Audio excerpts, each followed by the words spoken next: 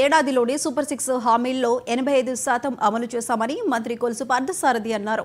కూటమి ఏడాది పాలనలో తమకు సహకరించిన ప్రతి ఒక్కరికి ధన్యవాదాలు తెలిపారు.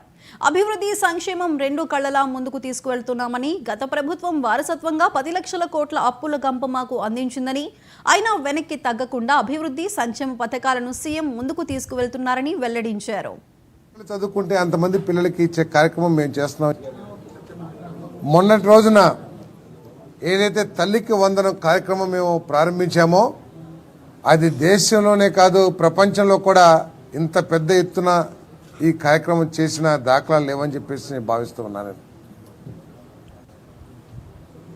ఎంతమంది పిల్లలు చదువుకుంటే అంతమంది పిల్లలకి తల్లికి వందనం ద్వారా ఆర్థిక సహాయం చేస్తామని చెప్పేసి ఏదైతే చెప్పామో దాన్ని తూచా తప్పుకోకుండా అందరికీ తల్లికి వందనం అమౌంట్ వేయటం జరిగిందని చెప్పేసి కూడా మనం చేస్తాను. ఈరోజు ఇక్కడ ఉన్నారు చిన్నారులు, వీళ్ళు అన్న చెల్లెలు కానీ అక్క చెల్లెలు కానీ ఒక్కొక్క కుటుంబంలో ముగ్గురున్నా కూడా ముగ్గురికి కూడా డబ్బులు వేసిన ఘనత మరి ఈ కూటమి ప్రభుత్వాన్ని, చంద్రబాబు నాయుడు గారు, అదేవిధంగా హ్యూమన్ రిసోర్సెస్ మినిస్టర్ లోకేష్ గారి గొప్పతనం అని చెప్పేసి కూడా ఈ సందర్భంగా తెలియజేస్తాను. గతంలో వైఎస్ఆర్ కాంగ్రెస్ పార్టీ కూడా 2019 ఎన్నికల్లో అమ్మఒడి కార్యక్రమం ద్వారా 15,000 ఇస్తామని చెప్పింది. ఎంతమందికి ఇస్తామని చెప్పేసి చెప్పలేదు, కానీ ఒక్కరికి మాత్రమే లిమిట్ చేసిన విషయాన్ని ప్రజలందరూ కూడా గుర్తించాలని చెప్పేసి మనం చేస్తాం. ఎక్కడ కూడా మేము ఇంటికి ఒక్కరికే ఇస్తామని చెప్పలా. స్కూల్కి వెళ్ళే పిల్లలందరికీ కూడా పిల్లలకి మేము అమ్మఒడి ఇస్తామని చెప్పేసి ఆఖరికి ఒక్కరికే ఇచ్చిన పరిస్థితి వైఎస్ఆర్ ప్రభుత్వానికి. అయితే ఈరోజు ఎంతమంది పిల్లలు చదువుకుంటే అంత. అమరావతిలోని టీడీపీ ఆఫీస్లో మంత్రి పార్థసారథి మీడియాతో మాట్లాడుతున్నారు. లైవ్లో చూద్దాం.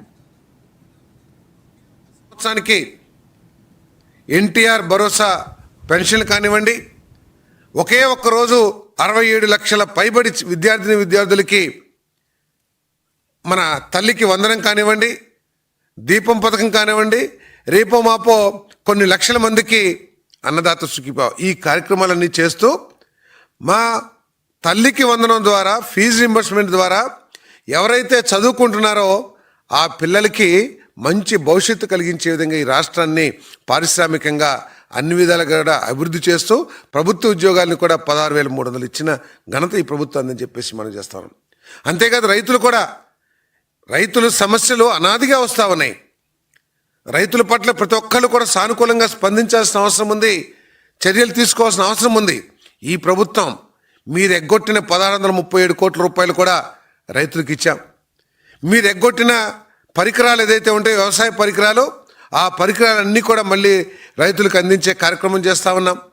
మీరు 14,000 రూపాయలు రైతు భరోసా ఇస్తే మేము అన్నదాత సుఖీభావకి 20,000 రూపాయలు ఇచ్చే కార్యక్రమం చేస్తూ ఉన్నాం. రైతుల్ని ఆదుకోవటంలో కూటమి ప్రభుత్వం ఎవరికి తీసిపోదు, అందరికంటే కూడా మెరుగ్గానే చేస్తున్న విషయాన్ని మీరందరూ కూడా గమనించాలని చెప్పేసి మనం చేస్తా ఉన్నాను. అంతేకాకుండా జగన్ పర్యటన గురించి ఒక్కసారి చూసినట్టయితే ఒక సంవత్సరం నుంచి ఎంతసేపు ఈ రాష్ట్రంలో శాంతి భద్రతలు విఘాతం కలిగింది, శాంతి భద్రతలు లేవు,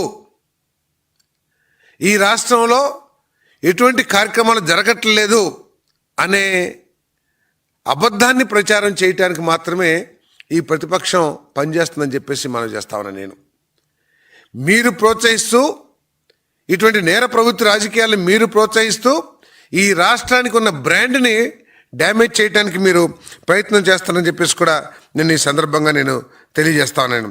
కానీ ఈ ప్రభుత్వం శాంతి భద్రతలకి అత్యంత ప్రాధాన్యతనిచ్చే ప్రభుత్వం.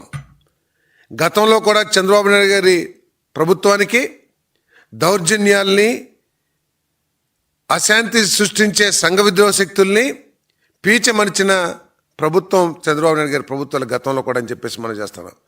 ఒకసారి ఆంధ్రప్రదేశ్ ప్రజలందరూ కూడా ఆలోచిస్తే 1990 దశకంలో హైదరాబాద్లో ఎటువంటి అల్లర్లు, కర్ఫ్యూలు ఉండేవో ఒకసారి ఆలోచించండి. ఆ కర్ఫ్యూలు, అల్లర్లు ఎప్పుడైతే మాసిపోయినాయో అప్పటి నుంచి హైదరాబాద్ అభివృద్ధి చెందింది చంద్రబాబు నాయుడు గారు, తర్వాత ప్రభుత్వాలు కూడా చేశారని చెప్పేసి మనం చేస్తాం.